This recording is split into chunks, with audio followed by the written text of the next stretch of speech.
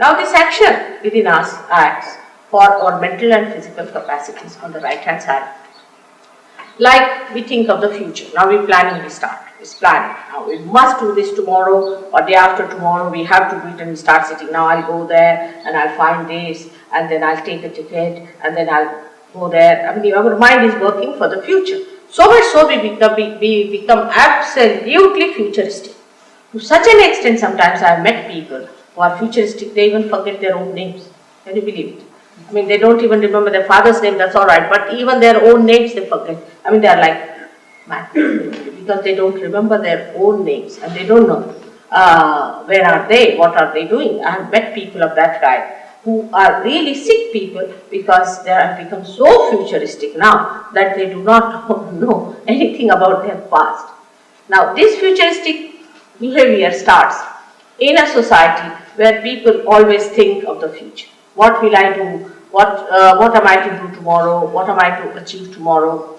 And all these things when they start doing, their attention goes to the right extreme. Now in this place, we are very dangerously placed. Very dangerously placed when we start looking for the future. And the future seeing is a imaginary stuff. It's absolutely imaginary. Because what you think of the future doesn't exist. What exists is the present. You have to be in the present, not in the future. But people will say you have to be in the present. But how? We cannot. Either we are in the past or in the future. Because when the thought wave rises, it comes up and goes down. Another thought wave rises, goes up and comes down.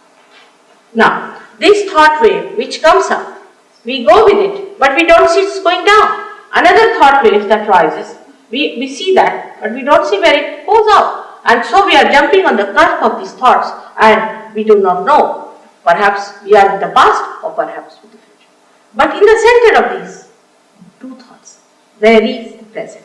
And we don't know how to take our attention there, which is a very difficult thing. And just to say that you should be in the center is not possible.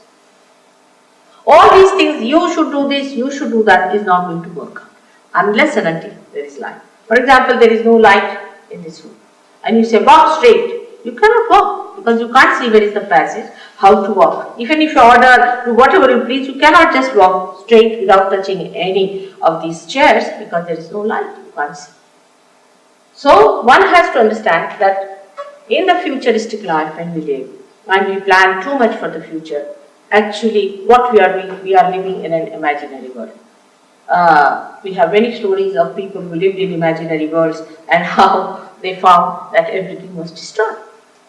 And there are people who work it out through their physical efforts, and when they go into their physical efforts, they create another problem for them because they just become physically oriented.